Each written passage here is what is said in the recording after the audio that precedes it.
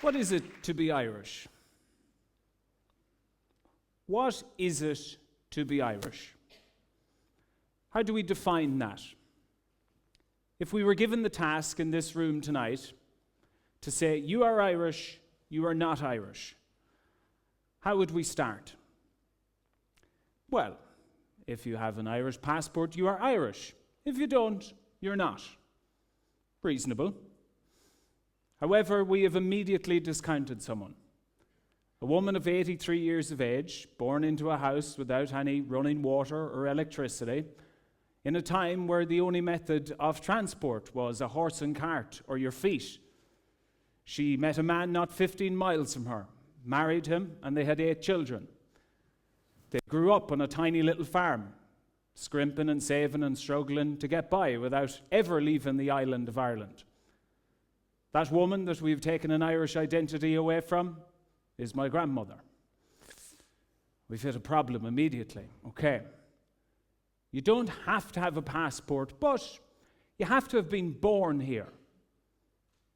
Another reasonable definition. A good point. But we've just lost 100 men that have played for the Republic of Ireland.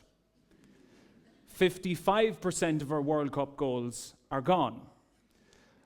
Are you telling me that Paul McGrath isn't Irish because of the circumstances that led to his birth in England? Probably not. The current Republic of Ireland women's squad, nearly half of them are gone. And that's only football. Ronan O'Gara, a man so Irish he speaks French with a Cork accent. He's out because he was born in California. Gone. No Ronan O'Gara. Okay, we're struggling here. You don't necessarily have to have a passport or been born here, but you have to live the majority of your life here. Then you can call yourself Irish.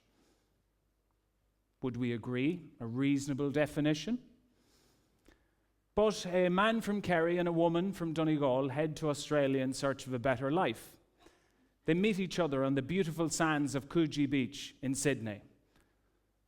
They exchange numbers.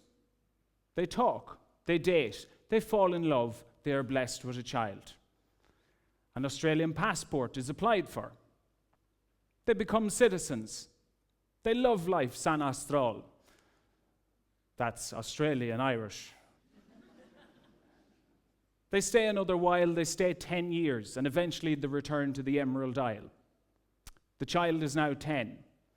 She was raised on a diet of bacon and cabbage, potato sandwiches, GAA, and Catholic guilt. But under our new definition, she can't count herself as Irish until she is 21 years of age. Yeah, we are slightly flawed again. Okay. Right, you don't need to have a passport. You don't necessarily have to have been born here or live the majority of your life here, but you have to look Irish. What does looking Irish mean anyways? I thought, hey, artificial intelligence will help me. AI, please generate me an image of what the world thinks an Irish person looks like. This is the first result. Okay, artificial intelligence, I'll give you the first one. We'll go dipping again. Artificial intelligence, please generate me an image of what the world thinks an Irish person looks like. It put a pint of Guinness in his hand. I wish I was making this up. Third time's the charm, isn't it? If it doesn't work out the first 2 times, let's go a third time. Artificial intelligence, now. Please generate me an image of what the world thinks an Irish person looks like. It emptied the pint of Guinness and it made your man drunk. Is that what it is to look Irish? White, ginger, drunk. It can't be Phil Lynott of Thin Lizzy fame. It can't be another man with the voice of an angel, Hosier. It can't be the actor, Ruth Negga, or the model, Rosanna Davidson. It can't be the social media powerhouse, Gara Noon, who looks like a Scandinavian Viking. That man is fairly Irish. They all are. So we're struggling here with our definitions of what it means to be Irish. You don't necessarily need a passport or being born here or live the majority of your life here or even look Irish, because that's too subjective anyways, but you have to sound Irish. You need to speak with an Irish accent. Then just maybe you can count yourself as Irish.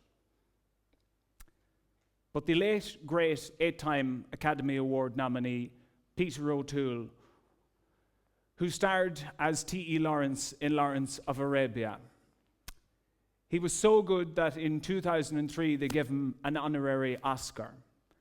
He spoke with an unmistakable and quintessentially British accent. But when he was asked, "You, Peter O'Toole, what does it mean to you to be Irish?" It's almost the center of my being.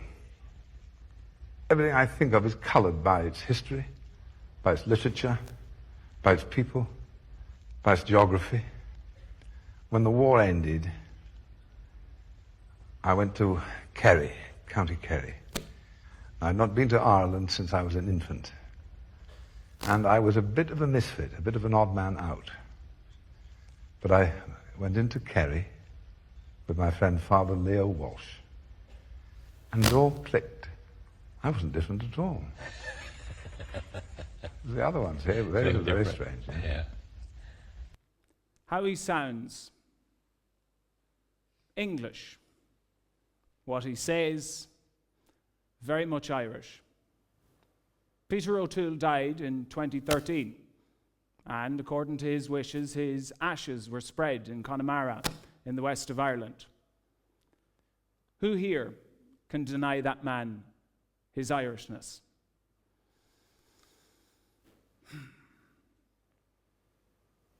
To me, Irishness is understanding, participating, and making a concerted effort to get involved with the culture. There is no formal citizenship test in Ireland. However, I have devised a small checklist. And I believe that if you can experience or understand at least 70% of the following, you may be able to count yourself as Irish. There is a north and south of Ireland. The most northerly point of the south is Donegal, which means it is more northerly than the north itself, but remember, it is in the south. The primary religion in Kerry is Gaelic football. In Kilkenny, it is hurling. Playing GAA could make you more Irish, but not playing it doesn't make you less. RIP.ie is Ireland's #1 social media site. Dying is as important as living. You can compliment a funeral as if it was a wedding. They got a great day for it. Oh, there was a great turnout. She looked 10 years younger. A politician's primary function in Ireland is to shake hands and look sympathetic. An Garda Síochána's primary function is to tell people to cop on to themselves. A nurse's primary function, unfortunately, is to emigrate to Australia. Ireland is the only country in the history of the world where a double positive can actually mean a negative. I will, yeah, means no.